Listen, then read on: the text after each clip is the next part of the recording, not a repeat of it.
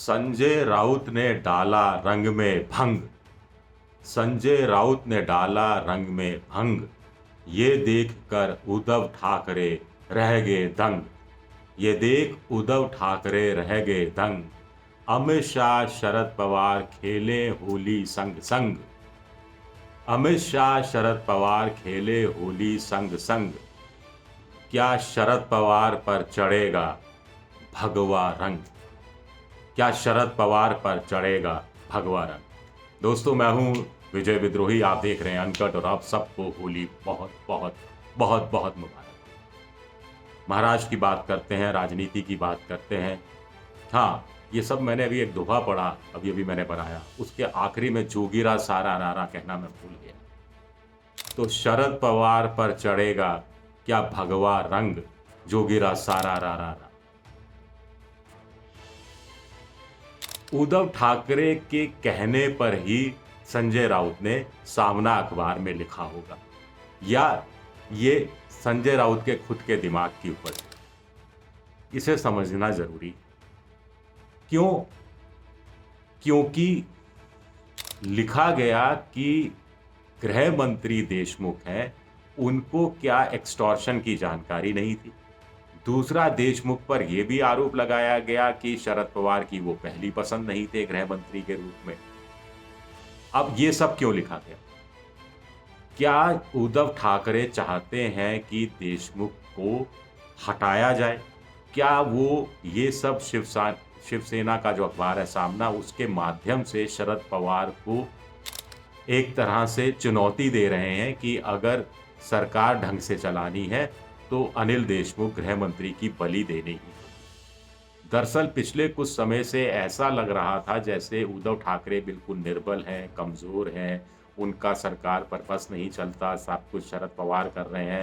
शरद पवार अपने पर्दे के पीछे रहकर एनसीपी को भी संभाल रहे हैं, पूरे गठबंधन को भी संभाल रहे हैं, और शरद पवार के कारण ये गठबंधन चल रहा है। शरद पवार नहीं चाहेंगे तो गठबंधन कब का टूट जाएगा। कुल मिलाकर शरद पवार के रहमो करम पर उद्धव ठाकरे की सरकार है, ये बात शायद उद्धव ठाकरे को पसंद नहीं थी। और सत्ता में जो रहता है, वो उसे सत्ता में अगर आगे भी बने रहना है या अपने इकबाल को कायम रखना है तो सत्ता बलि मांगती है। ऐसे में उद्धव ठाकरे को लग रहा था कि गृह मंत्री अनिल देशमुख की बलि हो जाएगी तो सारी चीज़ें खत्म हो जाएंगी, उद्धव ठाकरे के ऊपर से भी इल्ज़ाम हट जाएंगे, उद्धव ठाकरे का इकबाल भी बना रहेगा और सरकार नए सिरे से, नई स्लेट से, नए सिरे से काम करना शुरू कर देगी।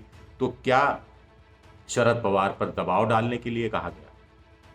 उधर शरद पवार पर भी ये सवाल उठ सकता है कि वो शिवसेना में लेख के सामना में लेख छपता है, लेकिन वो उद्धव ठाकरे से बात नहीं करते, वो शिवसेना के दूसरे लोगों से बात नहीं करते। वो प्रफुल्ल पटेल को लेकर अचानक अहमदाबाद चले जाते हैं, गांधीनगर चले जाते हैं, वहाँ अचानक अमित शाह आ जाते हैं, दोनों के बीच में गुपचुप मुलाकातें होती हैं, एक बिजनेसमैन भी बीच में आता है, उससे भी मुलाकात होती है। अमित शाह की तो नहीं, जैसा कि मीडिया में आ रहा है, शरद पवार और प्रफुल्ल पटेल की। आखिर मेरे अंगने में तुम्हारा क्या काम है, उस स्टाइल में कहा जा सकता है कि महाराष्ट्र के अंदर अगर सरकार बननी है, नई बननी है, या बीजेपी के साथ मिलकर बननी है, यही चीज़ें बरकरार रहनी है, उद्धव ठाकरे के साथ नए सिरे से कोई समझौता होना है, तो उसमें एक उद्योगपति की क्यों ज़रूरत है? वो भी गुजरात के अंदर उस उद्योगपति से गुपचुप रूप से मिलने की क्या ज़रूरत है?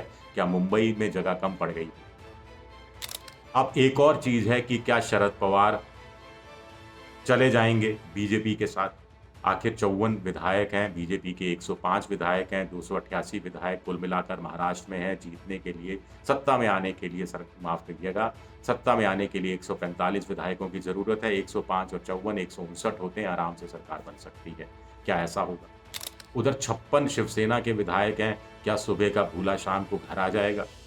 क्या उद्धव ठाकरे ने जो अनिल देशमुख को हटाने की बात अप्रत्यक्ष रूप से की है, वो बीजेपी के इशारे पर की है? या बीजेपी और उद्धव ठाकरे के बीच कोई खिचड़ी पक रही है? होली के मौके पर ये तमाम कयासबाजियां की जा सकती हैं। होली नहीं हो तो भी राजनीति संभावना का खेल है। 105 और 56 161 होते हैं, आराम से सरकार बनती है और हिंदूवादी ताकतें फिर एक साथ आ जाएंगी। बंगाल में भी इसका फर्क पड़ेगा, खेला होबे ममता कह रही है, उससे पहले खेल हो जाएगा महाराष्ट्र के अंदर। क्या ऐसा है? शरद पवार के साथ मिलकर सरकार बनाएंगे तो मौका मिलेगा बहुत विपक्ष के लोगों को कहने का, शिवसेना के लोगों को कहने का कि बीजेपी देखिए सरकारें तोड़ने का काम करती रही हैं, लेकिन शिवसेना चली जाएगी तो लगेगा कि सुबह का भूला था, अपना ही आदमी था, अपने ही घर वापस आ गया। जो कबूतर पालते हैं वो कबूतर भी घूम फिर कर उसी छत पर, मालिक की छत पर आ जाते हैं और दाना चुगने बैठ जाते हैं। तो कुछ चीज़ें इस तरह होली के स्टाइल में मैं आपसे बात कर रहा हूँ। किसी को ये बुरा नहीं मानना चाहिए इन बातों को लेकर। तो क्या ये चीज़ें सामने आएंगी? एक और चीज़ है कि शरद पवार क्या ये पोस्चरिंग कर रहे हैं, क्या सिर्फ उद्धव ठाकरे को डराने के लिए, धमकाने के लिए कह रहे हैं कि कर रहे हैं कि वो अमित शाह से मिले हैं और उद्योगपति से मिले हैं? क्या वो समझाने की कोशिश कर रहे हैं कि देखिए लाइन पे आ जाइए, इस तरह की बातें करना बंद कर दीजिए, नहीं तो आपकी सरकार चली जाएगी, आप मुख्यमंत्री पद पर नहीं रहेंगे। क्या ये पोस्चरिंग है? इसलिए भी लगता है क्योंकि शरद पवार खुद को में एक प्रधानमंत्री का मटीरियल देखते हैं। 1-2 बार वो प्रधानमंत्री बनने से चूक भी गए, ऐसा उनके जो क्लोज सर्किट के लोग हैं, कोटरी के लोग हैं, वो ये दावा करते रहे हैं।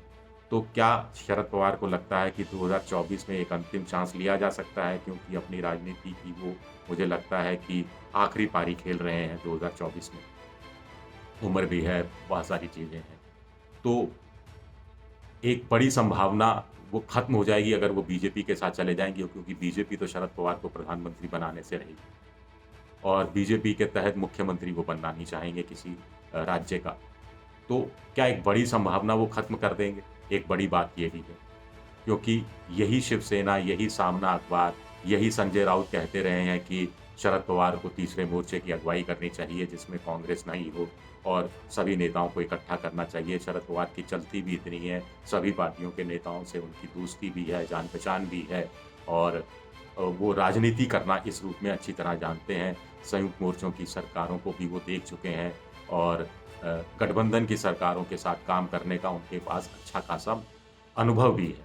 महाराष्ट्र में भी उन्होंने कांग्रेस के साथ मिलकर सरकार बनाई है, चलाई है। तो क्या ये सारी चीज़ें हैं जिस पर महाराष्ट्र में मंथन हो रहा है और मुझे लगता है कि अगले कुछ दिनों में कुछ चीज़ें उस रूप में तय होंगी अगर एनआईए अपनी जांच से कुछ और चीज़ें सामने लाता है और एनआईए अपनी जांच में अगर कुछ पुख्ता चीज़ें ऐसे लाता है तो उसके आधार पर कुछ नई चीज़ें तय हो सकती हैं। उसमें कुछ भी हो सकता है। राजनीति एक बार फिर हम कह रहे हैं कि संभावनाओं का खेल है। जो गिरा सारा रारा।